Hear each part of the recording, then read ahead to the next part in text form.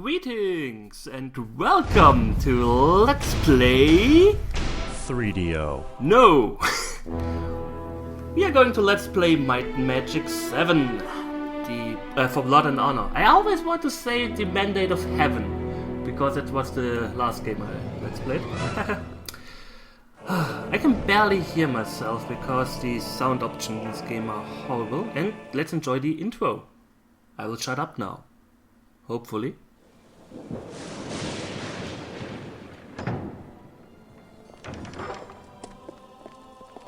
Master Iron Fist, Lieutenant Kalik and Sergeant Piridak reporting. Proceed. While dutifully patrolling the beach at Brighton Point as ordered, we detected a large raiding party of 40 elves invading our territory. When the time was right, we attacked.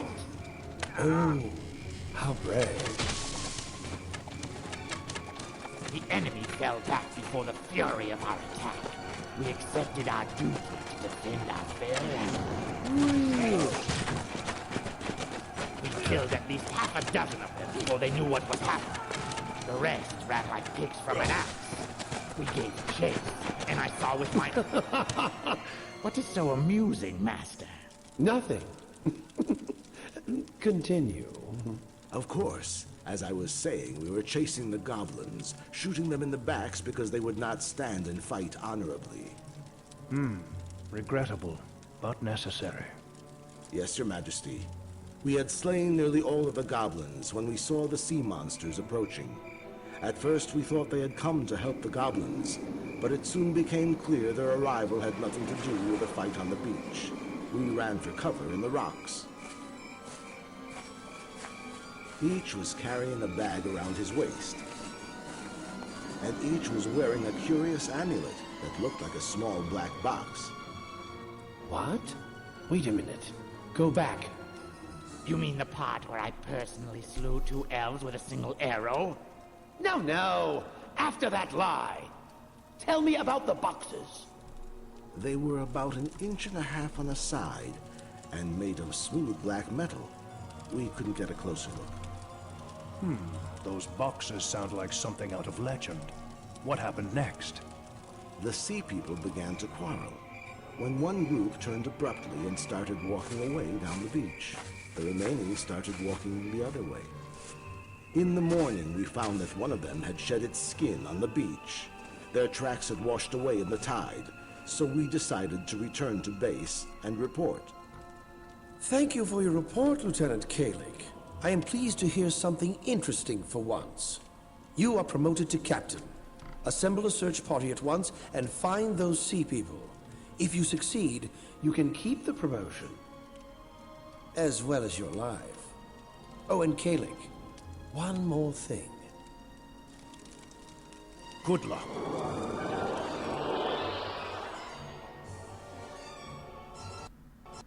Good. Ha! So yeah, getting this thing to run properly wasn't that hard, just the sound. Because for some reason when I start the game it boosts my sound up. So with my usual settings I had like a noise in the background and I was over amplified, I think we call it that, I don't know. So it wasn't that easy to get this thing running. But now I have fiddled about with my controls and it seems to work out. Anyways, we are going to start a new party. As you can see, like in the last game, we can have 4 party members. Unlike Might and Magic 9, we can determine what class we want at the beginning. It kind of makes more sense in my opinion. Anyways, we are going to get... I'm going to... create the party first, then I will explain why I chose, or while creating the party I will explain why I made certain decisions and so on. Then I will tell you about the different classes, but the ones that I did not pick. and what skills we will get for each of my characters. Anyways, we are going to start off with a female goblin. Choose me. You want to ride? Choose me. You Her, have to. I'm the one you want. Yeah, she looks kind of nice. You have to choose me. Choose me. Yeah, okay. You have to be very careful with the voices in the game, because I once deleted 1 hour of gameplay footage because the elf voice was pissing me off. It was horrible. Damn, it was like beep, beep, beep, beep, beep, beep, beep all the time. Ugh. Anyways, we are Don't going... get me killed. I'm the one you We are want. making a goblin monk. Why? Well, fuck you, that's why. Simple as that. No. I did play this game before, and I did beat the game before, and I kind of wanted to try something else. Because the knight, while being a very powerful melee fighter, has its advantages. He's, I think, the only one who can become Grandmaster in repairing. Though you can get around that by either getting an NPC that repairs for you, or the cleric can get Master in repairing, and unless the most powerful items later on in the game, he can repair as well as the knight. And if you're really in the middle of a dungeon later on, because like I said, it's really only about the most powerful items. If you're really stuck in the middle of a dungeon, you set a Lord speaking, you town portal, you repair, you go back, it shouldn't be a problem. Or you just get an NPC, because, well, yeah, you can get, I think, 2 NPCs or 3. I'm not sure, in this game. Anyway, so I'm choosing the monk, because I kind of wanted to try out the monk class. And her first skill is dodging. Dodging skill can be used only when you are not wearing armor or using a shield. Additional ranks of dodging will increase your armor class while not wearing armor. Normal, skill added to armor class. Expert, skill added to armor class, double effect. Master, skill added to armor class, triple effect. I'm not sure if these effects stack, because in other skills, like dagger here for example, you get an attack, you get every time something different. So I'm not sure if this stacks. Like if you have the triple effect, you also get the double effect and the single effect. It would be pretty powerful, so I doubt it. And the Grandmaster skill is usable while wearing lesser armor. You may ask yourself, why is Grandmaster in yellow and the other one in white? White means my character can learn it at the moment. Yellow means my character may learn it as soon as they get the promotion. I think you get 2 promotions in this game. Was it 2? I'm not sure. Yes, you get 2. Yes, of course. Yeah, you get 2 promotions in this game. And I will talk a little bit about the game later on. Let me first create my characters. And then we have unarmed. Unarmed skill is your ability to use only your hands and feet in combat. No weapons. This skill only works with your hands empty. Additional ranks of unarmed skill will increase the chance to hit. Normal, skill added to attack bonus. Expert, skill added to damage. Master, skill added to attack bonus and damage, double effect. Grandmaster, chance to evade an incoming attack equal to skill. That is pretty nice. And we will get her the staff skill. Why, may you ask? Staff. A staff is a 2-handed pole equally good on offense and defense. Expert ranking in the staff will increase your armor class, and Master ranking will allow you to occasionally stun your opponents. Normal, skill added to attack bonus. Expert, skill added to armor class, even more armor than just with dodging. Master, chance to stun equal to skill, and Grandmaster, staff usable with the unarmed skill. You see? Unarmed? Attack power and bonus and staff? Ooh. That will be pretty nifty. And she will also get leather. Because dodging skill is usable while wearing leather armor. So if you wear leather armor, Leather armor is the lightest armor a character can wear. While leather provides less protection than chain or plate armor, it also slows your character down the least. Leather armor skill increases the protection offered by leather armor. As with all armors, expert and master making both reduce the amount the armor slows you down. I will not get this immediately, because we don't need this as a starting skill, because I will put points into dodging first until I can actually wear leather armor. Then I will put points into leather armor. She will... Perception... No... Arms Master. Arms Master skill represents the warrior's tricks of the trade. Initially, Arms Master reduces the recovery times of your melee weapons and later on can give you a bonus to hit and even damage. I'm going to get this. Though there may be something better. Nah, we will get this. Oh yes, the name of my goblin monk will be Gilvin. Gilvin will be my goblin monk. I asked her if it's okay if she's a goblin, and she said, I don't care. Something like that. What is the female version of a monk? Monkess? Monkey? No. Nun? Is she a nun now? I don't know. Is there a female monk? I have no idea. Anyways. The second character will be a human thief. A male human thief, and they are pretty female. I'm your man. Pick me. Yeah, he looks stealthy and stuff. He's like, yeah, I have a cut on my face. I'm awesome.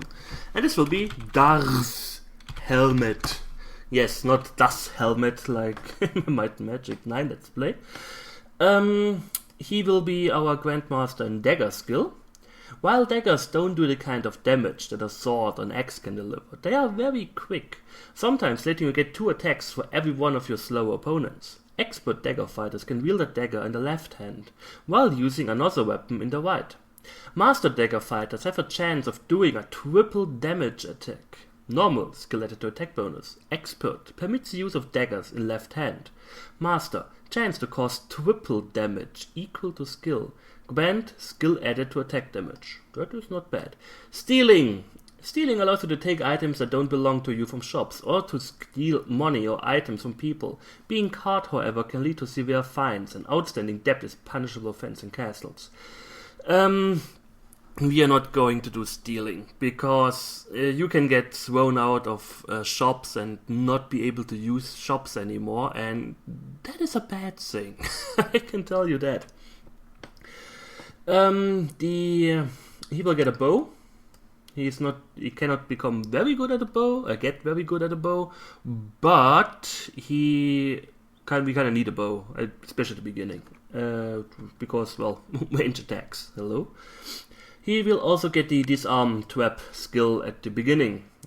Disarm trap skill is checked automatically when opening a trap chest or also container.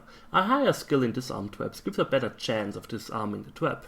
Expert and master rank doubles and triples the chance to successfully disarm the trap. And bow skill covers both bow and crossbow usage. Expert archers gain a speed increase with their weapon, while master archers can fire 2 arrows with every attack. I think the only class that can become Grandmaster bow is the ranger, or the archer. One of them. I don't know.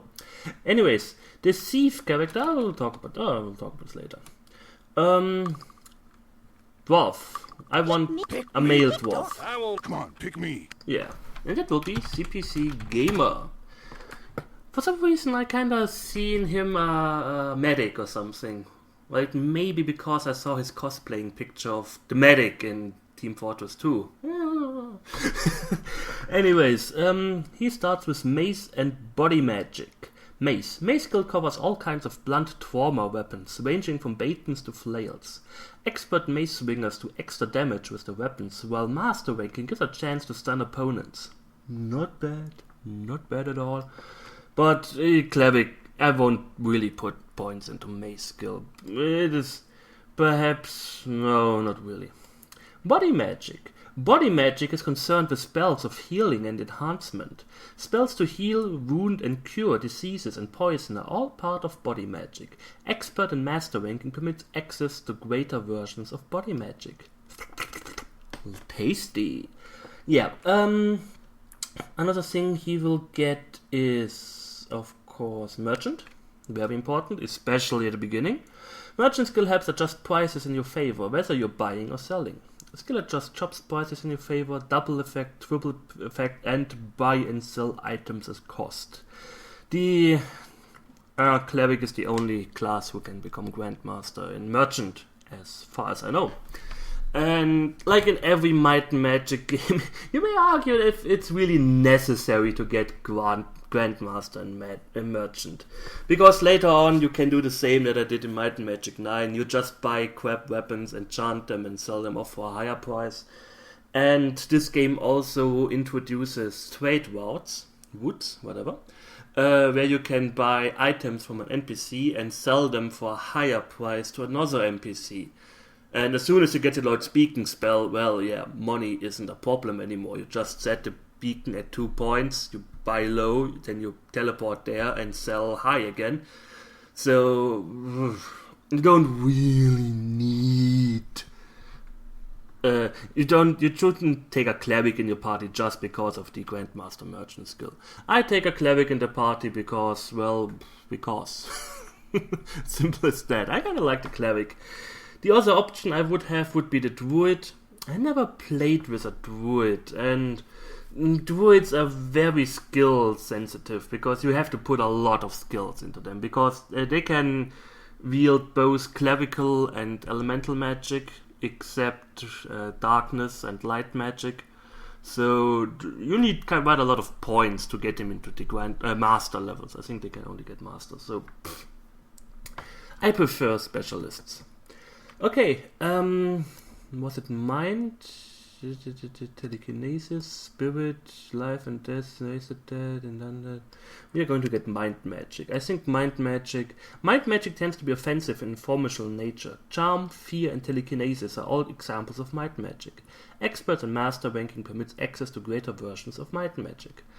I think the heroism spell is under mind magic and not spirit. Oh well, we will get spirit as soon as possible anyway, so it does not matter.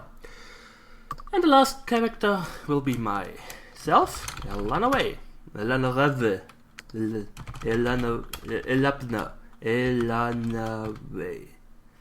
Yeah, I can spell my own name. Please choose me. Oh, come on. Pick me. Please choose me. Yeah, we take her voice.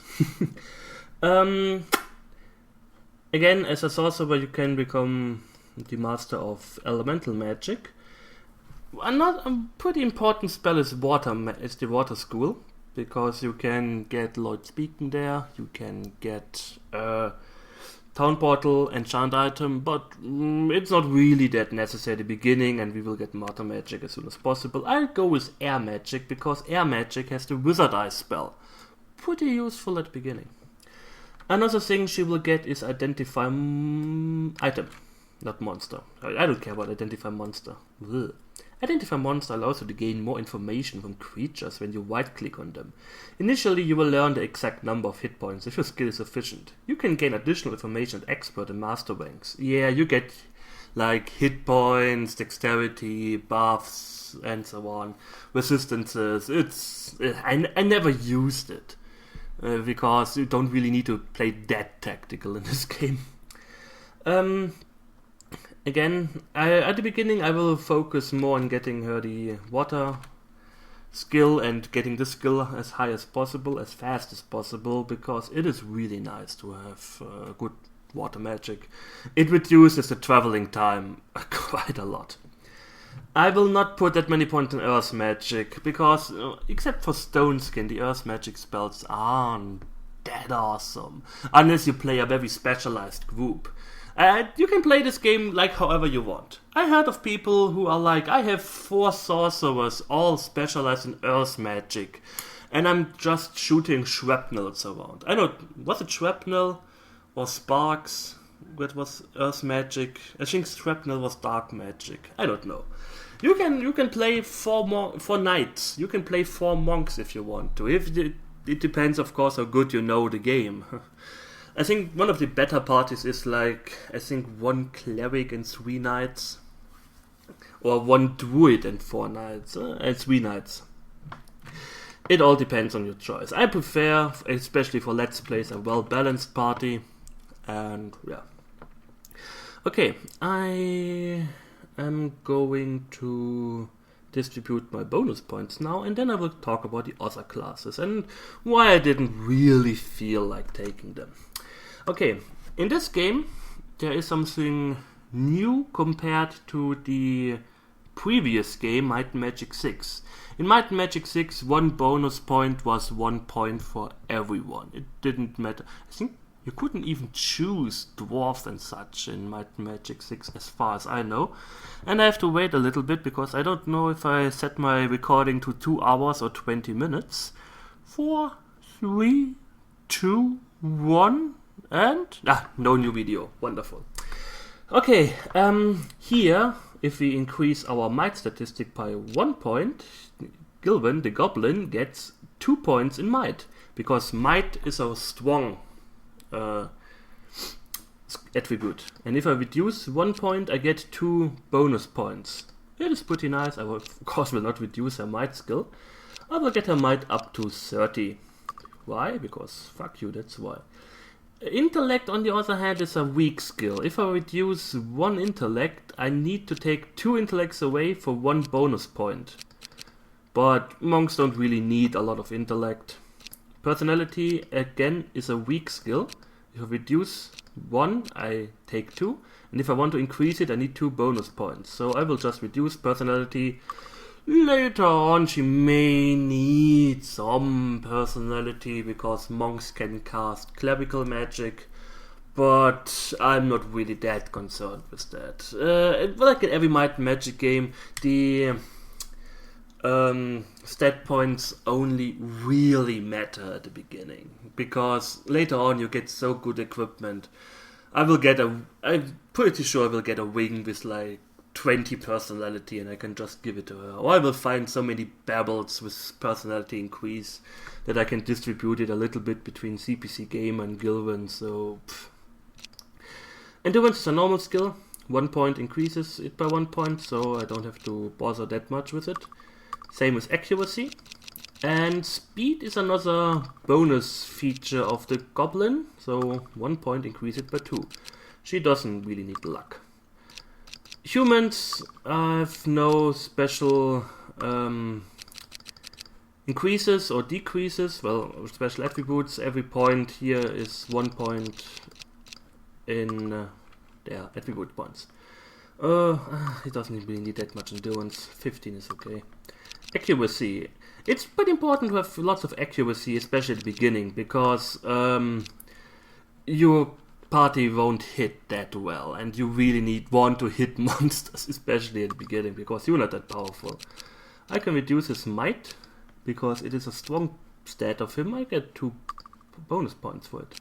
I can also decrease his intellect and increase his personality by 15. Clerics, like in every game, a Might Magic game, personality equals... It already says here, spell points. Personality represents both a character's strengths of will and personal charm. Clerics, paladins, rangers, monks, and druids depend on personality for their spell points. Might. Might is a statistic that represents a character's overall strengths and the ability to put that strength where it counts. Characters with a high might statistic do more damage in combat. Let me drink quick. Wonderful.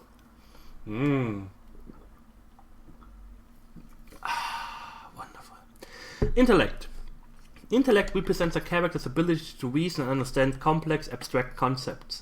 A high intellect contributes to sorcerer, archer, ranger, thief, and druid spell points. Druids seem to be able to get a lot of spell points. I'm not sure if they get like the same amount of intellect or if they need to combine intellect and personality. Like a sorcerer with 30 intellect has about as much spell points as a druid with 30 intellect and personality.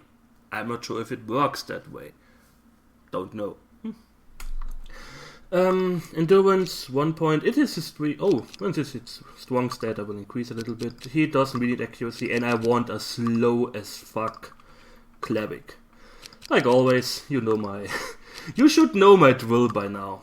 I will increase my intellect a little bit. And smart.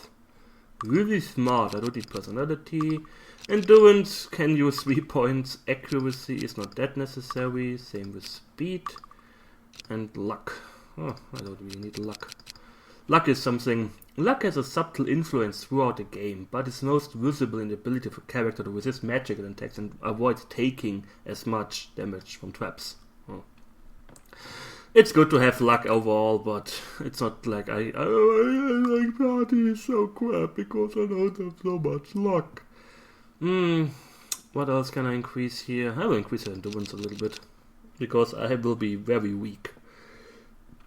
Okay, that looks pretty nice. We will have a monk who will get really high AC with the unarmed and leather later on. At least I hope that it will be like that, with dodging and leather later on. I hope it works out like that, like I have planned it. We will see. I'm looking forward to it, because I never played as a monk. And yeah, this game, I'm spoiling now, because, well, it may be interesting. It's not really a spoiler.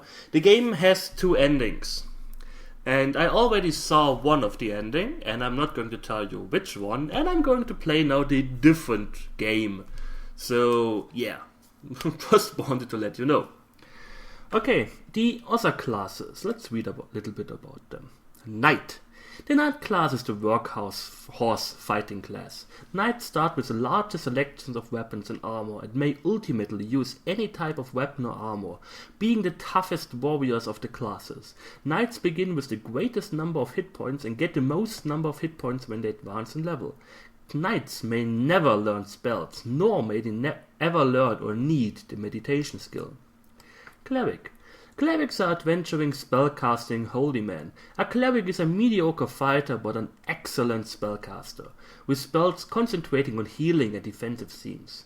Clerics and sorcerers are the only 2 classes that can grandmaster in the mirrored paths of the light and the dark, and the awesome spells these realms of magic offer.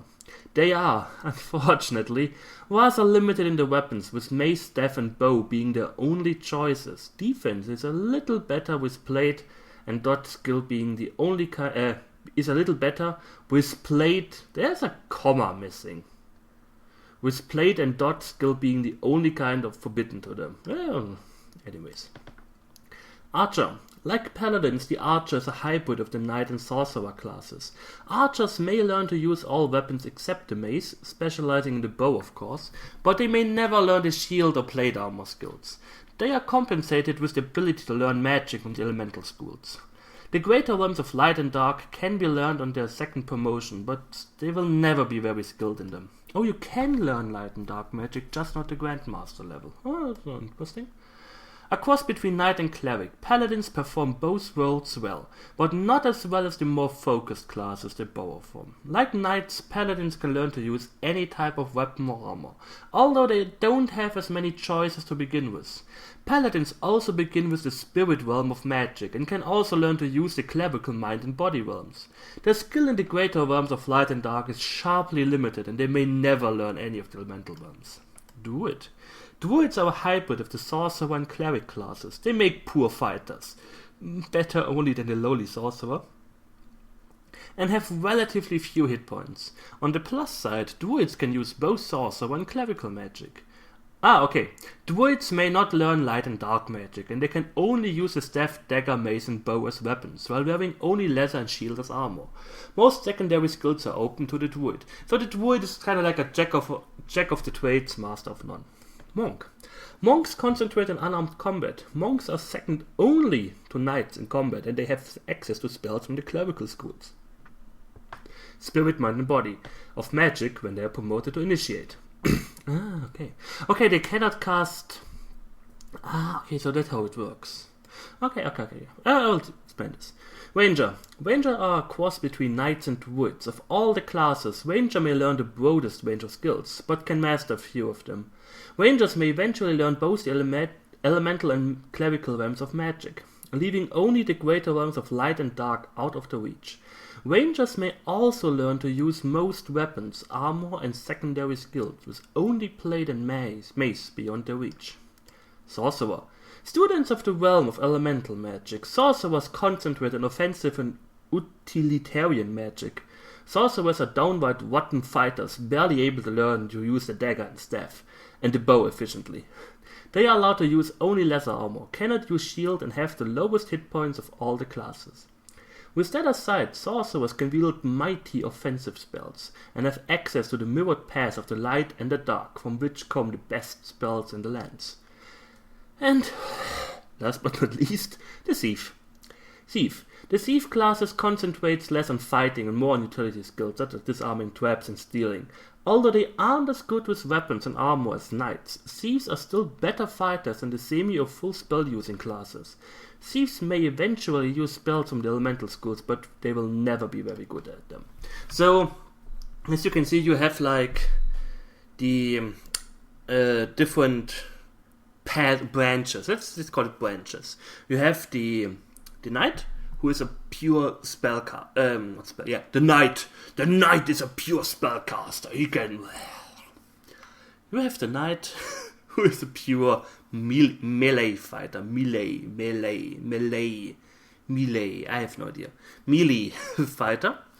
Then you kinda branch out into the next realm, where you have the Thief, who is a little bit better at fighting than the Archer, but is very weak with spellcasting. And then you have the Monk, who is also pretty good at fighting, but not so good at spellcasting, but clerical spellcasting. And you have the Ranger, who is pretty good at fighting, but also a little bit good at both schools of magic. Then you have the Archer and the Paladin, and you can also say the Druid, kinda. The Druid is not an end class. Yeah, Archer, Paladin, Druid, who are more caster focused, but can still melee a little bit, well, except the Druid. And then you have the pure spellcasters, who are Cleric and Sorcerer, of course. Well, a pretty interesting concept. I kinda like this. Anyways, I talked enough. Let's see the second intro, and after that I will stop this recording and switch back to 20-minute videos, and then we will carry on. Be right back. I will still show the intro.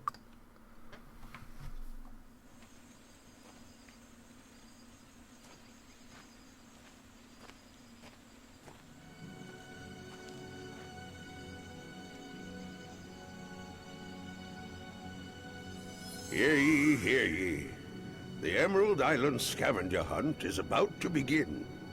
The list of objects has been given to all contestants. As you know, the winners of the contest will be awarded title to Castle Harmony and the surrounding lands. Be careful. Emerald Island can be dangerous. Last night, 3 contestants disappeared, and we are concerned for their safety. During the contest, please be on the lookout for our missing contestants. If you find a piece of equipment in the woods, return at once with the clue. It may save their lives. There have been rumors that some kind of monster is loose on the island and may be hiding in one of the caves. If you see a cave you are unfamiliar with, don't go into it. Send someone back to town, and the guards will conduct a search for you. We don't want anyone else to get hurt. And one more thing. We have... Sorry. We have reports that the monster may be a dragon. If you see it, run for your lives. Ooh, a dragon. Anyways, this is the main screen, as you can see. We have a little map, like, well, most magic games. The main screen, and we have the character portraits where we can access the inventory. We have an NPC with us already. Interesting. And Gilvan the Monk. Ah, look at that smile. He's like, yeah, look at me. Level 1, experience 325. For some reason my characters have different experiences. Oh, she has +7 to attack. Not bad at all. Okay, inventory. She has leather boots. We'll equip this. She has a gauntlet. Equip this. She has a staff. Equip this. This is better. 814. Yeah, it's a lot better. And she has a brass ring. We will sell this off. Das has the only crossbow so far. And a dagger. Now let's see how it increases. Gilman is quite a lot better at meleeing than he is. Well, she also has 30 light. That may help out a little bit. Unarmed skill plus 2. That is pretty nice for Gilman. Well, she won't use it yet. Doesn't increase anything if I remove her. If I remove her staff. No. Take the staff. Thank you. 719. Oh, it only increases her attack power by 2. That's not bad. Oh well. Still. Bing. Bang. So. We will start this off. Red potion later on. We have Mind Blast. Another spell learned. And Heal. Another spell learned. And a Mace. And Wing of Personality plus 3. Very nice. Very nice. And I have Firebolt. Learned a new spell. And Featherfall. Learned a new spell. And a Pearl Wing. We will start this off. And a Staff. Nice. No awards. Spellbook. Remove Fear and Mind Blast. And Cure Weakness and Heal. We will set this up. Spell set. Quick Spell. And... Wizard. I like this spell. We have Torchlight and Firebolt. Firebolt is fast spell. Okay. Ooh, beginning of new LP. Yeah, I already... Like I said, I think this is the third or fourth time I recorded this game. I wasn't really that happy with the voice, then I realized the noise in the background, then I wasn't that happy with the party setup. Anyways, I will overwrite the old save games, and I will check if the sound is now properly recording, and then I will set the record time to 20 minutes and start with the game. I hope the introduction was satisfying. I hope the music is not too loud. I will reduce the music a little bit, it is annoying. Anyways, I thank you for watching. I hope you enjoyed it, and we will see each other soon. So, take care and goodbye.